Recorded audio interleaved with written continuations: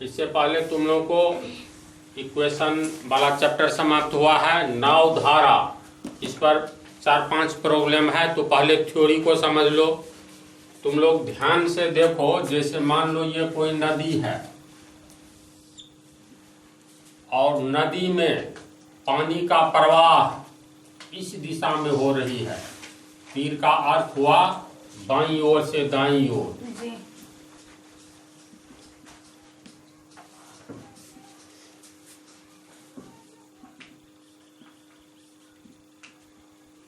ये एक नदी है, रिवर। इसके बाद मान करके चलो ये कोई आयताकार तालाब है।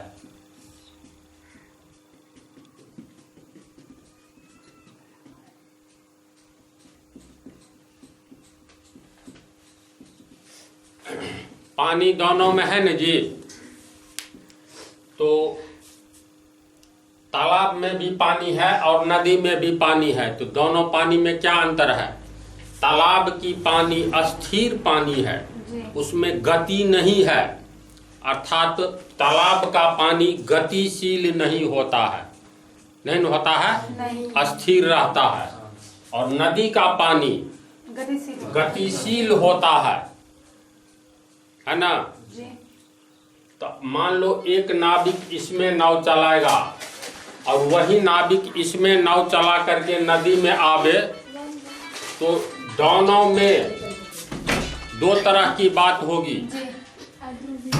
स्थिर जल में अगर कोई नाविक नाव चलाता है तो नाविक को अपना बल लगाना होगा। लग्गा डंडा से लगाता है ना, नाव खेते हुआ कभी जीवन में देखा है ना तू लोग? नाव को खेते हुए लग्गा रहता है बांस वाला, नाव पर सब आदमी बैठता है, ऐसे करता है। तो लग्गा के द्वारा ये पानी में बल लग रहा होता है गहराई कम होने पर। और नहीं तो गंगा नदी में देखना, वहाँ तो पानी की गहराई बहुत ज़्यादा है, तो एक लकड़ी का बना होता है पाल टाइप का। कहने का अर्थ ये, इस तरह स्थिर पानी में, स्थिर पानी की बात करो, बहते हुए पानी की नहीं। स्थिर पानी में कोई भी नाविक जब नाव खेवेगा तो अपना बल लगाना होगा। तो अपने बल लगा करके कोई नाविक मान लो यहाँ से लेकर के ए स्थान से लेकर के बी स्थान तक जाता है, तो एक नाव ए स्थान से बी स्थान तक किसी नाविक के द्वारा अपना बल लगा करके ले जाया जाता है। तो मान ले हम लोग 1 घंटा में वो 3 किलोमीटर जाता है। अपने बल के बदौलत नाव पर बैठा हुआ नाविक बल लगा करके आगे की ओर बढ़ता है, तो 1 घंटा में 3 किलोमीटर जाता है। तो हम लोग कहेंगे नाविक की चाल।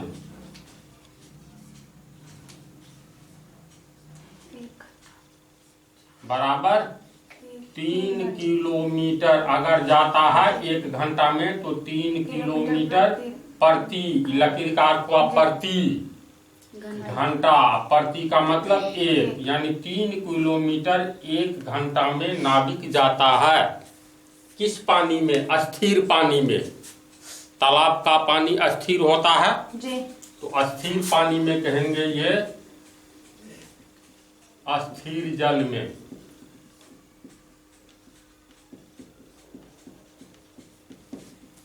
चाहे नाविक बाईं ओर से दाईं ओर जाए या दाईं ओर से बाईं ओर जाए, किसी भी दिशा में जाए, सिर्फ इस अस्थिर पानी में नाविक का अकेला बल काम करेगा। जितना अधिक बल लगाएगा नाव उतनी ही तेजी से आगे बढ़ेगा। पानी का कुछ सहयोग रहेगा? नहीं रहेगा। अब ये नदी है, तो नदी में धारा है बाईं ओर से दाईं ओर, तो 2 तरह की बात होगी। अगर कोई नाव वाला बाईं ओर से दाईं ओर यानी धारा की दिशा में जा रहा है, कल्पना करो, एक नाव वाला जो है धारा के विपरीत जा रहा है, तो बिंदु, ये बिंदु मान लो डी बिंदु से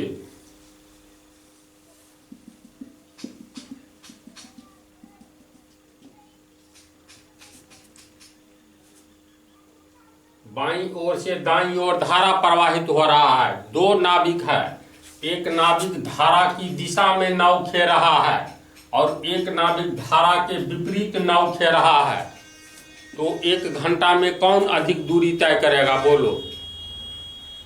1 घंटा में डी।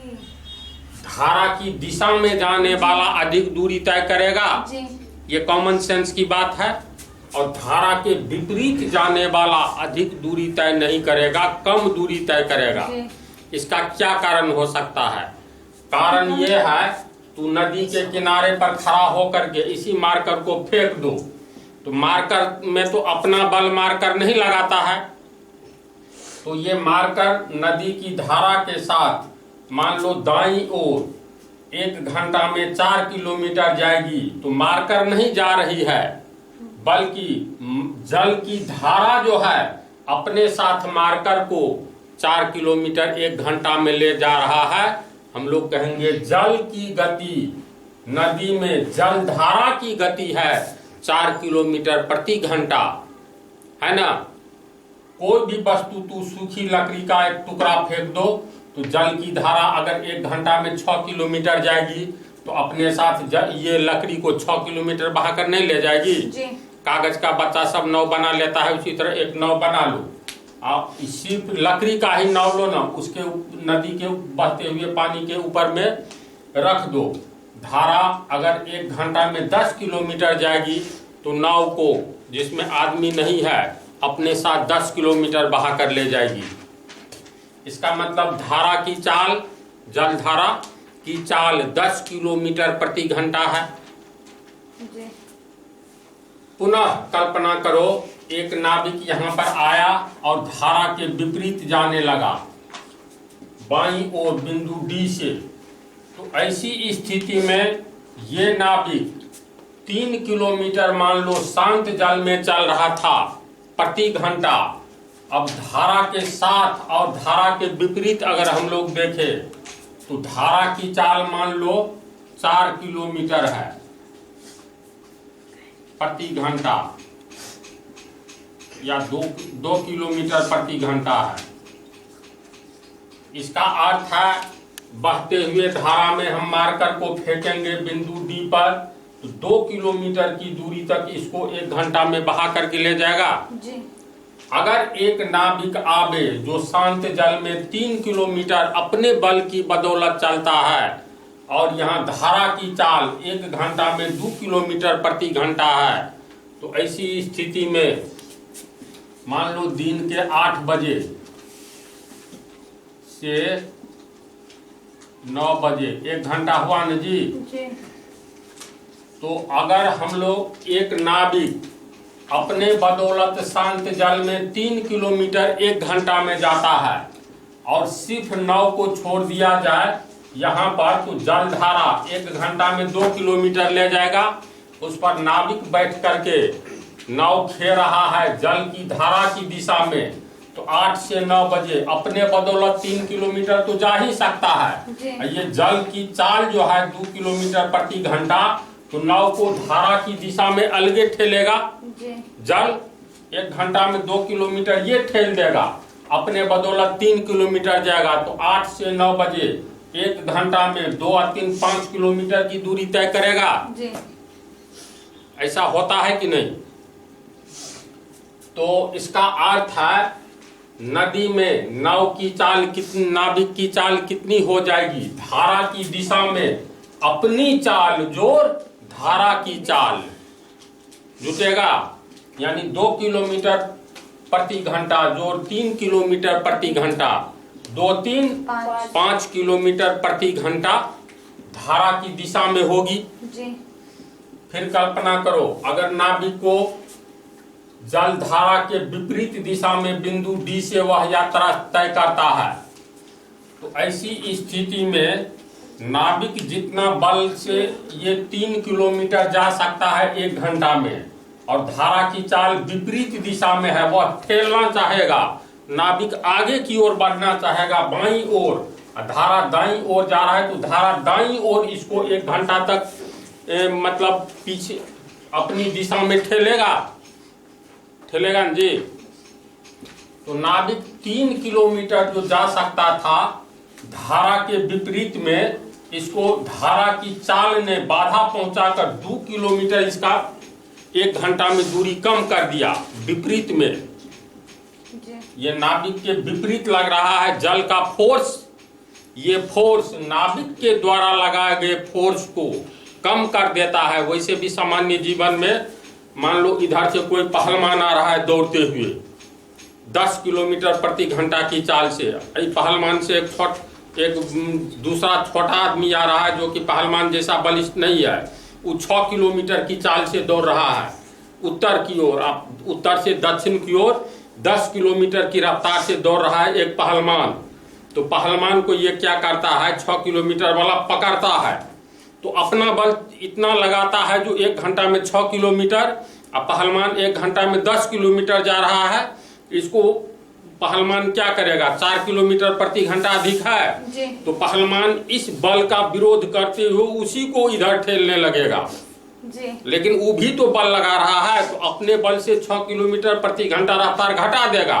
अब पहलवान का जो 10 था तो 10 में से 6 घटाओ 4 किलोमीटर की रफ्तार से मात्र आगे की ये दक्षिण की ओर बढ़ पाएगा।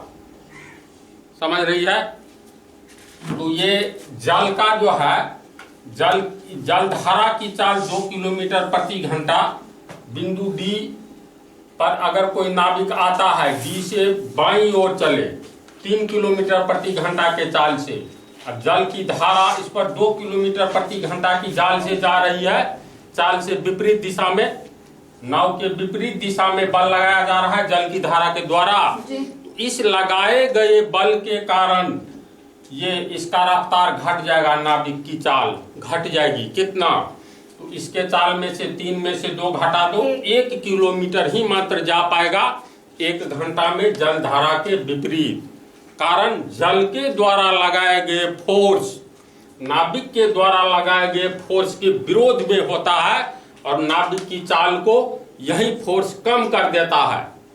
तो कितना कम करता है? तो नाविक की चाल 3 किलोमीटर प्रति घंटा है और धारा की चाल 2 किलोमीटर प्रति घंटा है, यानी 3 में से 2 घटा दो, इसका मात्र 1 किलोमीटर प्रति घंटा का रफ्तार रह जाएगा धारा के विरोध में, यानी 3 माइनस 2। और जब एक ही दिशा में जाए तो धारा का चाल इसको अपना फोर्स अलगे लगाएगा, नाविक अपना फोर्स, दोनों फोर्स जुट जाएगा। है ऐसी बात? कैसे? जैसे साइकिल कोई चला रहा है, तू लोग जो पटापटी साइकिल से जाते हैं ना स्कूल, वो 2025 वाला, उसको तू चलाते जाओ, पीछे से देखना कोई आदमी आया तो अपना फोर्स लगा रही है तो जा ही रही है, कोई पीछे से तुम्हारे ही दिशा में फोर्स लगावे तो तुम उतना ही फोर्स लगा रही हो लेकिन चाल बढ़ गई जी।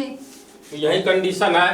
जलधारा 8 बजे से 9 बजे 1 घंटा में अपना फोर्स लगा दिया नाविक नाव पर, और नाविक जो नाव पर लगाता है ये दोनों फोर्स ज्वाइंट होकर के बड़ा फोर्स हो गया, बड़ा बल हो गया जो नाविक की चाल को धारा की दिशा में तेज कर देगा, बढ़ा देगा, यानी दोनों की चाल जुट जाएगा। कब? जब धारा की दिशा में नाव चले।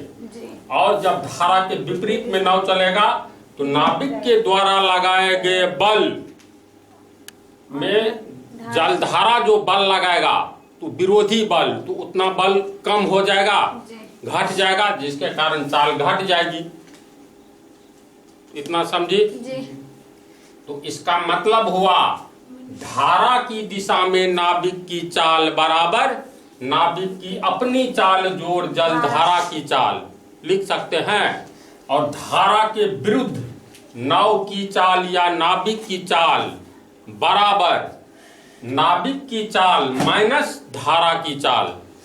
यह बात होगी? इसको मिटा करके हम लिखे। चलो तू लोग उतारो तो।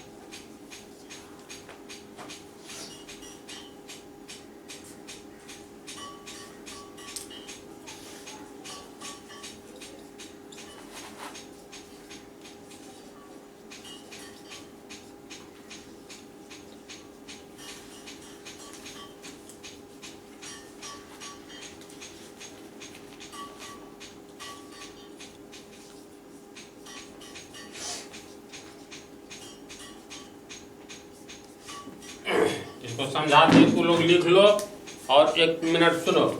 इस पर आधारित हिसाब हम 4-5 ठो बतलाएंगे अपने ढंग से, ताकि इससे आगे का प्रॉब्लम तुम लोगों में थोड़ा मतलब तुम लोगों के लिए भारी है, वैसे हिसाब का थ्योरी जान लो तो हिसाब भारी होता ही नहीं है। जी। तो अगले पार्ट में हम इस पर आधारित 4-5 प्रॉब्लम बतलाएंगे, ठीक है।